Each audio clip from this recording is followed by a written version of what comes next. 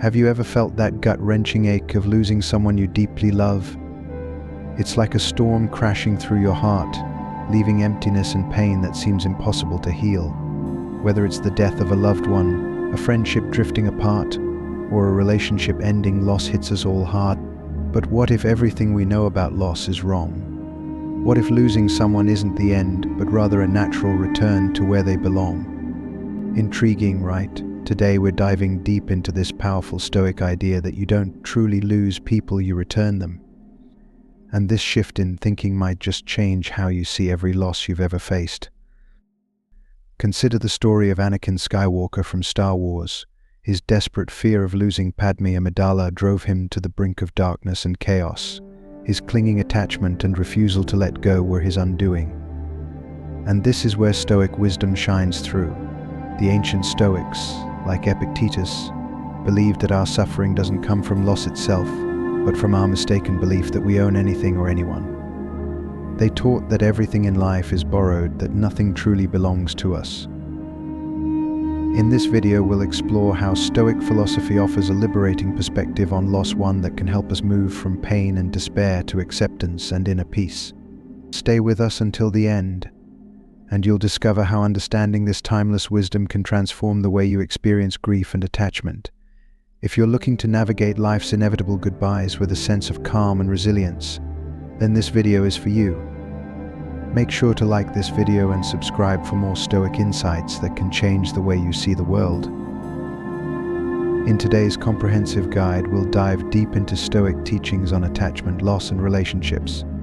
You'll learn how to shift your mindset from feeling like you're losing someone to returning them, and how this simple change can free you from the burden of grief and suffering. We'll break down the core Stoic principles, explore powerful stories, including that of Anakin and Padme, and give you actionable steps to apply these teachings in your own life. So stick around till the end to discover how embracing this Stoic approach can help you navigate the inevitable separations in life with grace and wisdom. And if you find value in these timeless teachings, please make sure to like this video and subscribe to our channel for more deep dives into Stoicism and personal growth.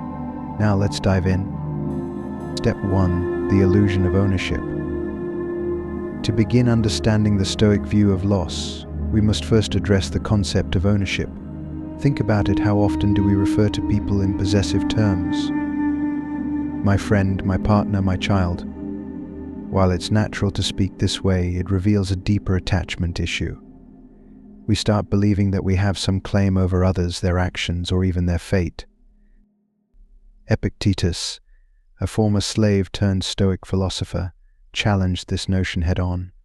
He argued that everything in life, including our loved ones, is on loan from the universe. They were never truly ours to begin with. When they leave us through death, distance, or their own choices, it isn't that we've lost them. Rather, we're simply returning what was never ours. This idea might seem cold or detached at first glance, but it's actually a path to liberation. By understanding that we do not possess anyone, we free ourselves from the anxiety and grief that come with trying to control the uncontrollable. Let's go back to Anakin Skywalker. His transformation into Darth Vader was driven by a desperate attempt to prevent the loss of Padme. In his quest to hold on, he was willing to do anything, even embracing the dark side. But what was Anakin truly afraid of? Was it the physical loss of Padme, or was it his attachment to the idea of her always being by his side? The Stoics would argue it was the latter.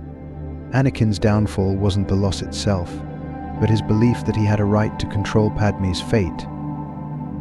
This belief in ownership in some ways makes us all vulnerable to suffering, because the moment we convince ourselves that someone belongs to us, we set ourselves up for heartbreak when life inevitably reminds us otherwise. But how do we actually put this Stoic wisdom into practice? How can we start returning rather than losing the people in our lives?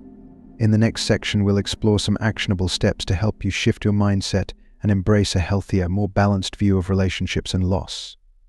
Step 2. Detaching from attachment. A Stoic guide. Stoicism teaches that our primary source of suffering comes from wanting to control things that are beyond our control. This principle applies not just to our relationships, but to all aspects of life. Here are 3 practical Stoic exercises you can start using today. 1. The dichotomy of control. This is one of the most fundamental Stoic teachings.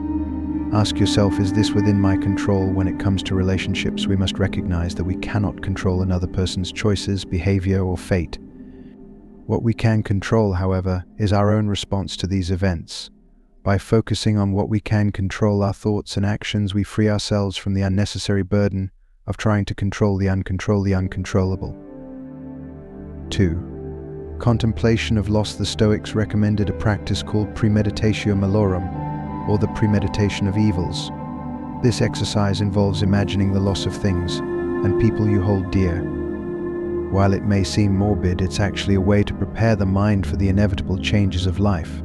When you regularly contemplate the possibility of loss, you begin to see that your happiness doesn't have to depend on the presence of others.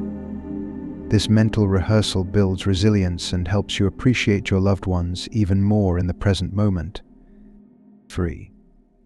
Viewing relationships as a dance. Think of relationships as a dance rather than a bond of ownership.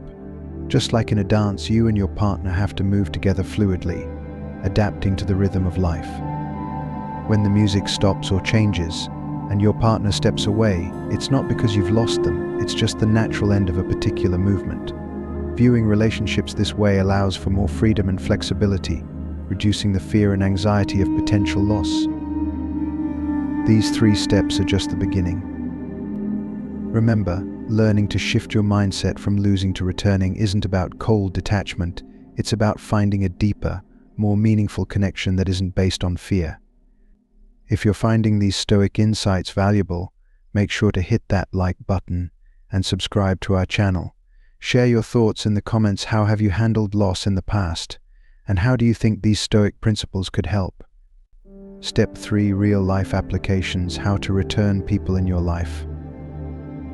Let's take this philosophy from the abstract to the real world. Imagine losing a friend, not to death but to distance or a falling out. Our first instinct might be to cling, to try and fix the situation, or to feel bitter and resentful.